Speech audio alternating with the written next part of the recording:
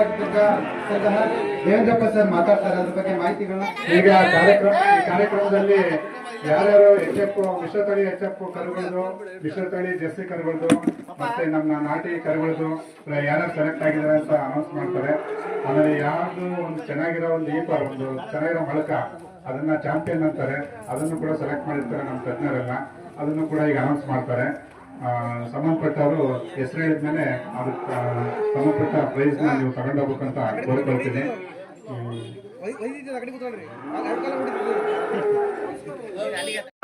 ನಿರ್ದೇಶಕರಾಗಿದ್ದ Devendrappa sir ಮಾತಾಡ್ತಾರೆ, ಅದ್ರ ಬಗ್ಗೆ ಮಾಹಿತಿಗಳನ್ನ ಕೊಡ್ತಾರೆ.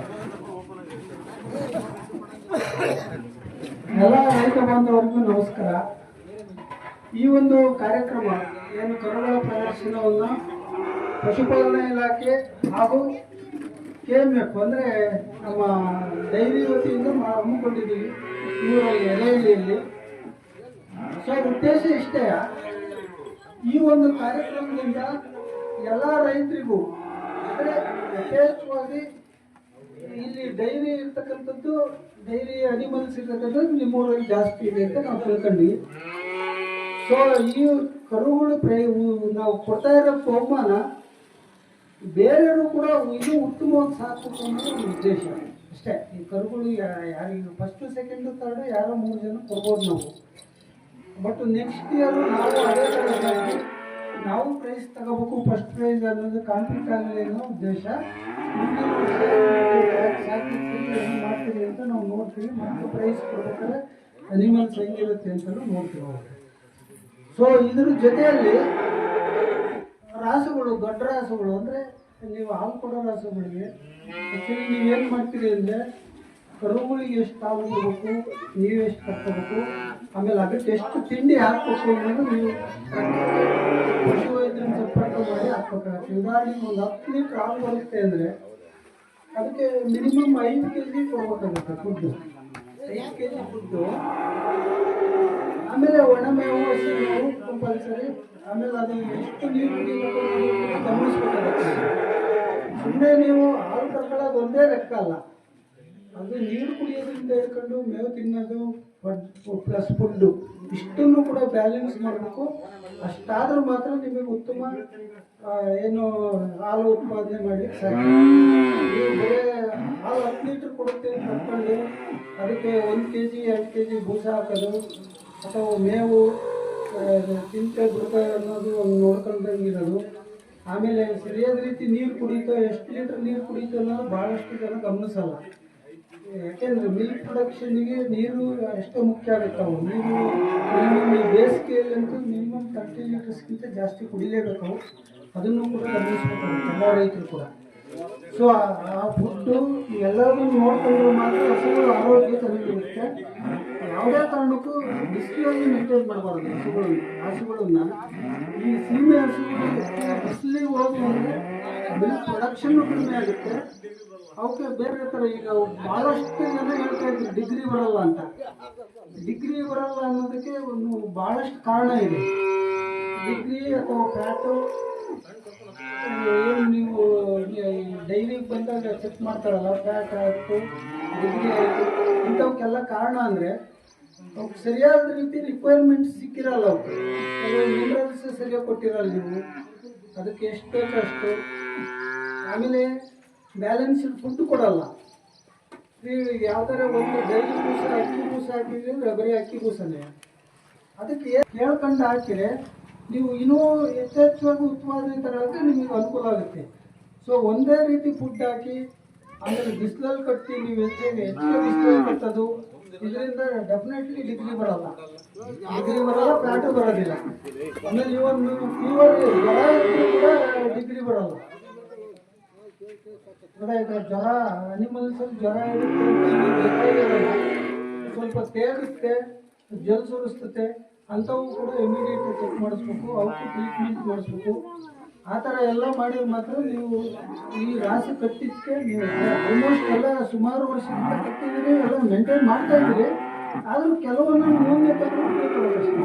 ಆ ನ್ಯೂನ್ಯತೆಗಳನ್ನು ತಿಳ್ಕೊಂಡು ನೀವು ಮ್ಯಾನೇಜ್ ಮಾಡಿದ್ದೆ ಆದರೆ ಇನ್ನೂ ಹೆಚ್ಚಿನ ರೀತಿಯಲ್ಲಿ ನೀವು ಉತ್ಪಾದನೆ ತಗೋಬೋದು ಅಂತ ನಮ್ಮ ಅನಿಸಿಕೆ. ಈ ಒಂದು ಏನು ನಾವು ಕ್ಯಾಂಪ್ ಮಾಡ್ತೀವಲ್ಲ, ಈ ಕ್ಯಾಂಪಲ್ಲಿ ಭಾಳಷ್ಟು ಜನ ಉಪಯೋಗ ತಗೋಬೇಕು. ನಾವು ನೋಡಿದ್ವಿ, ಸುಮಾರು ಬಂದಿದ್ರು. ಬಟ್ ಇನ್ನೂ ಯಥೇಚ್ಛವಾಗಿ ಎಲ್ಲರೂ ಬಂದು ಪಾರ್ಟಿಸಿಪೇಟ್ ಮಾಡಿದ್ರೆ ಏನಾದ್ರು ಒಂದು ನಿಮಗೆ ಯಾವುದಾದ್ರೂ ಒಂದು ಕೆಲವು ಜಂತಿನ ಔಷಧಿಗಳು ಅಥವಾ ಯಾವುದಾದ್ರು ಟ್ರೀಟ್ಮೆಂಟ್ ಇಂಥದಕ್ಕಿಂತ ಡೆಫಿಸಿಯನ್ಸಿ ಇದೆ ಅದು ನೋಡ್ಬೇಕಾಯ್ತು ಅಂತ ಕೆಲವು ಭಾಳಷ್ಟು ರಾಸುಗಳು ದಪ್ಪ ರಿಪೀಟ್ ಆಗ್ತಿರ್ತವೆ. ಆ ರಿಪೀಟಲ್ಲಿ ಕೂಡ ಟ್ರೀಟ್ಮೆಂಟ್ ಇರುತ್ತೆ, ಭಾಳ ರೀಸನ್ನಿಂದ ರಿಪೀಟ್ ಆಗುತ್ತೆ. ಅದು ನೀವು ಕೊಡೋ ಫೀಡಿಂದ ಹಿಡ್ಕೊಂಡು ನೀವು ಮೇಂಟೈನ್ ಮಾಡಿದ ತನಕ ಹೋಗುತ್ತದೆ. ಆ ರಿಪೀಟಿಗೆ ಏನೇನು ಪ್ರಾಬ್ಲಮ್ ಇದೆ ನೋಡಿ ಕರುಗಳಲ್ಲಿ H4 ಬಸವರಾಜು ಸಣ್ಣ ಈಶ್ವರಪ್ಪ. ಬಸವರಾಜು ಸಣ್ಣ ಈಶ್ವರಪ್ಪ ಮುಂದೆ ಬನ್ನಿ. ಇದು ಒಂದು ವರ್ಷದೊಳಗಡೆ ಇರುವ ಮಿಶ್ರತಳಿ HF ಕರುಗಳ ಬಹುಮಾನಗಳು. ಬಸವರಾಜು ಸಣ್ಣ ಈಶ್ವರಪ್ಪ ಅವರಿಗೆ ಪಶುಪಾಲನಾ ಮತ್ತು ಪಶುವೈದ್ಯ ಸೇವಾ ಇಲಾಖೆಯಿಂದ ಮತ್ತು ಡೈರಿ ವತಿಯಿಂದ ತುಂಬಿರುವ ಅಭಿನಂದನೆಗಳು. ಎಲ್ಲರ ಚಪ್ಪಾಳೆ ಮುಖಾಂತರ ಅವ್ರನ್ನ ಅಭಿನಂದಿಸಬೇಕಂತ ಕೋರಿಕೊಳ್ತೇನೆ. ಈಗ ಮಿಶ್ರತಳಿ HF ಕರುಗಳ ವಿಭಾಗದಲ್ಲಿ ಮೊದಲನೇ ಪ್ರೈಸ್ ಯಾರಿಗೆ ಹೋಗುತ್ತೆ ಅಂದ್ರೆ ಚರಣ್ ಸನ್ನಪ್ ರಮೇಶ್. ಚರಣ್ ಸನ್ನಪ್ ರಮೇಶ್ ಅವರಿಗೆ ಇಲಾಖೆ ವತಿಯಿಂದ ಡೈರಿ ವತಿಯಿಂದ ತುಂಬಿರುವ ಅಭಿನಂದನೆಗಳು. ಎಲ್ಲರೂ ಜೋರಾದ ಚಪ್ಪಾಳೆಯೊಂದಿಗೆ ಅವ್ರನ್ನ ಅಭಿನಂದಿಸಬೇಕು ಅಂತ ಕೋರಿಕೊಳ್ತೀನಿ. ಒಂದ್ಸರಿ ಸ್ವಲ್ಪ ಯಾವ್ದು ಫಸ್ಟ್ ಒಂದು ಹೌದಾ? ನೆಕ್ಸ್ಟ್ ಜಸ್ಸಿ ಕೊಟ್ಬಿಡಿ. ಲೋಕೇಶ್ ಸನ್ನಪ್ ಭೈರಪ್ಪನವರಿಗೆ ಇಲಾಖೆ ಮತ್ತು ಡೈರಿ ಕಡೆಯಿಂದ ತುಂಬಿರುವುದರಿಂದ ಧನ್ಯವಾದಗಳು. ಎಲ್ಲರೂ ಚಪ್ಪಾಳೆ ಮುಖಾಂತರ ಅವ್ರನ್ನ ಅಭಿನಂದಿಸಬೇಕು ಅಂತ ಕೋರಿಕೊಳ್ತೀನಿ. ಈಗ ಲೋಕಲ್ ಮಿಶ್ರತಳಿ ಕರುಗಳಲ್ಲಿ ಎರಡನೇ ಪ್ರೈಸ್ ಕುಮಾರ್ ಸನ್ನಪ್ ರುದ್ರಪ್ಪ ಅವರಿಗೆ ಹೋಗಿದೆ. ಅವರಿಗೂ ಕೂಡ ಇಲಾಖೆ ಮತ್ತು ಡೈರಿ ಕಡೆಯಿಂದ ಹೃತ್ಪೂರ್ವಕವಾದ ಧನ್ಯವಾದಗಳು. ಎಲ್ಲರೂ ಕೂಡ ಅವ್ರನ್ನ ಚಪ್ಪಾಳೆ ಮುಖಾಂತರ ಅಭಿನಂದಿಸಬೇಕು ಅಂತ ಕೋರಿಕೊಳ್ತೀನಿ.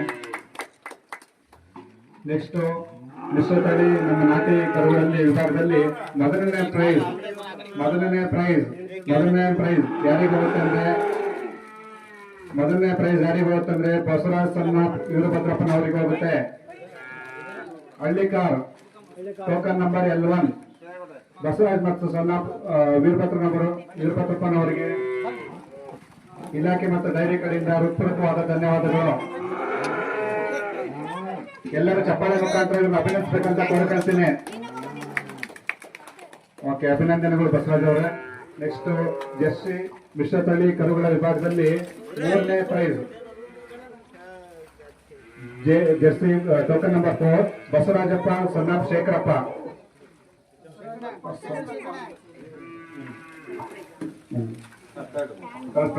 ಬಸವರಾಜಪ್ಪ ಸನ್ನಪ್ ಶೇಖರಪ್ಪನವರಿಗೆ ಇಲಾಖೆ ಮತ್ತು ಡೈರಿ ಕಡೆಯಿಂದ ಅಭಿನಂದನೆಗಳು.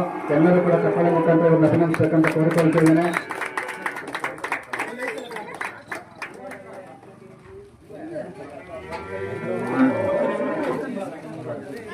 ಎರಡನೇದು ಜರ್ಸಿ ಮಿಶ್ರತಳಿ ಕರುಗಳ ವಿಭಾಗದಲ್ಲಿ ಎರಡನೇ ಪ್ರೈಸ್ ಯಾರಿಗೆ ಹೋಗುತ್ತೆ ಅಂದ್ರೆ ಹರೀಶ್ ನಾಯ್ಕ ಸನ್ನಪ್ ಅಣ್ಣಪ್ಪ ನಾಯ್ಕ.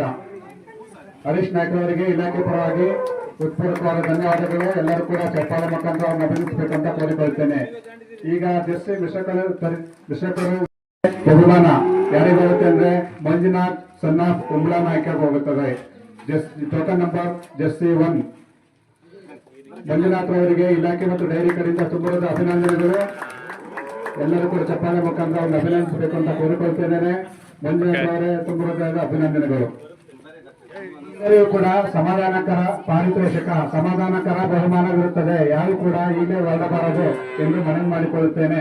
ಈಗ ಕರುಗಳಲ್ಲಿ ಮೊಳಕೆಗಳಲ್ಲಿ ಯಾವ್ದು ಚೆನ್ನಾಗಿರುತ್ತೆ ಅಂತ ಅದನ್ನ ಕರುಗಳೆಲ್ಲ ದೊಡ್ಡ ಮೊಳಕ ಚೆನ್ನಾಗಿರುತ್ತೆ, ಚಾಂಪಿಯನ್ ಅಂತಾರೆ ಇದಕ್ಕೆ. ಆ ಚಾಂಪಿಯನ್ ಯಾವ್ದು ಅಂತ ಅನೌನ್ಸ್ ಮಾಡ್ತೀನಿ. ಈಗ ಅಮ್ಮಯ್ಯ ಸನ್ನಪ್ ಹರಿಯಪ್ಪ ಇವರಿಗೆ ಹೋಗ್ತಾ ಇದೆ champion son of Hariyappa. Token number HF2 ಎಲ್ಲರಿಗೂ ಕೂಡ ತುಂಬಿರುವುದಾದ ಓಕೆ.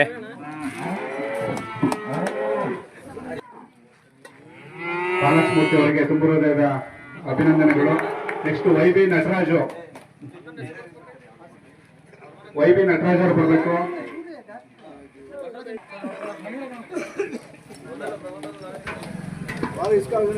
ನೆಕ್ಸ್ಟ್ ಪ್ರಕಾಶ್ ಅಣ್ಣರೇ ಅಭಿನಂದನೆಗಳು. ನೆಕ್ಸ್ಟ್ ಚಂದ್ರಪ್ಪ ರೆಕಾರ್ಡಿಂಗ್ ಅಲ್ಲಿ ಆಯ್ತು. ಉಮೇಶ್,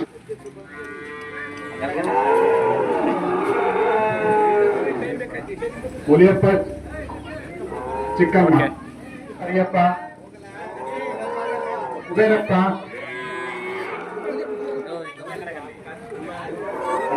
ಕೊಡ್ತೀವಿ.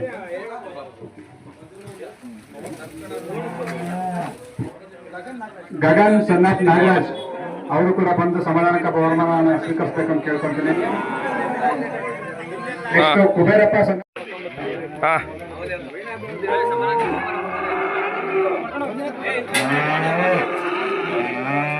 ಲೋಕೇಶ್ ಷಡಾಕ್ಷರ, ಆಯ್ತು. ರಾಜಪ್ಪ ಸುಬ್ರಹ್ಮಪ್ಪ ಅವರು,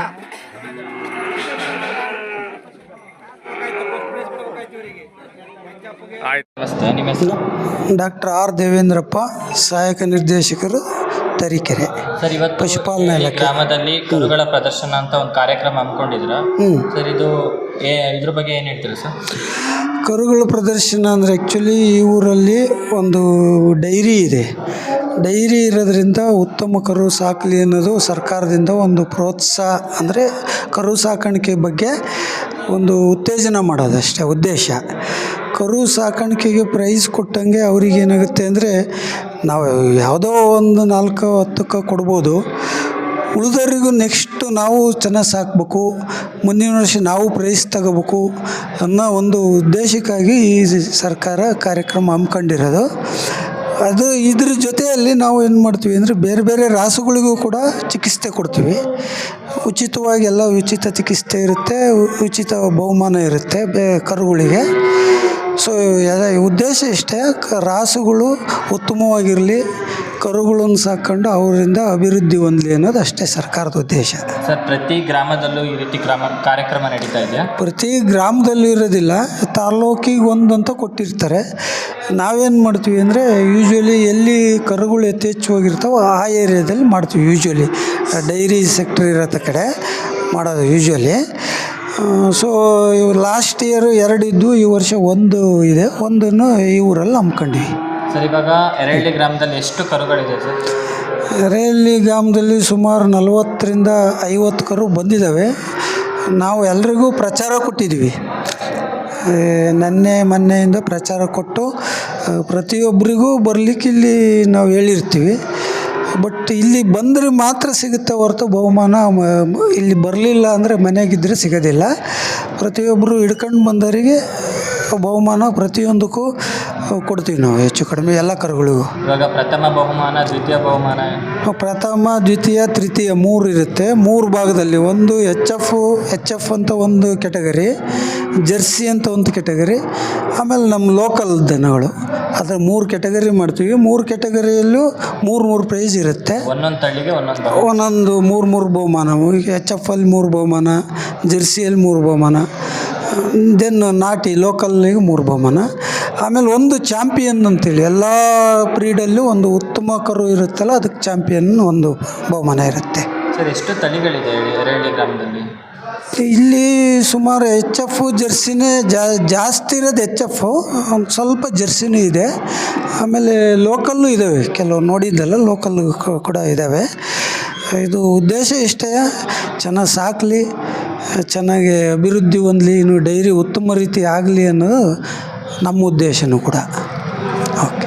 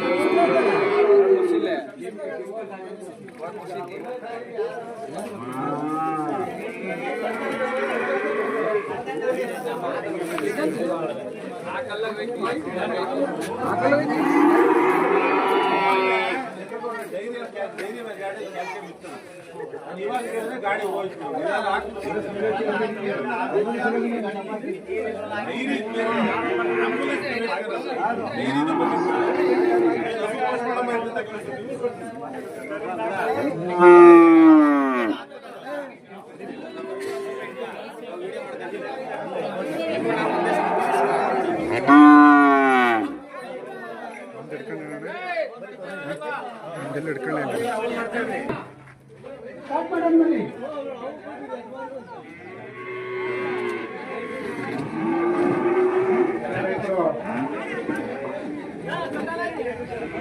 ಚೇರ್ ಮೇಲೆ ಎಲ್ಲರೂ ಕುತ್ಕೋಬೇಕಾಗಿ ವಿನಂತಿ.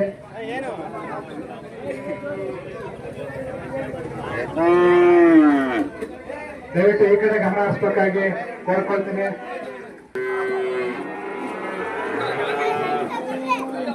ಸ್ಥಳಾಧಿಕಾರಿಗಳು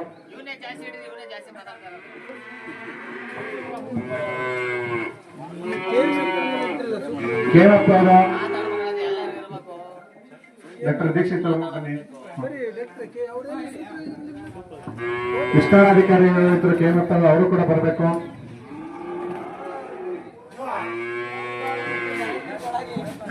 ಡಾಕ್ಟರ್ ಗಿರಿರಾಜ್ ಅವರಿದ್ರು ಅವರು ಕೂಡ ಬರಬೇಕು.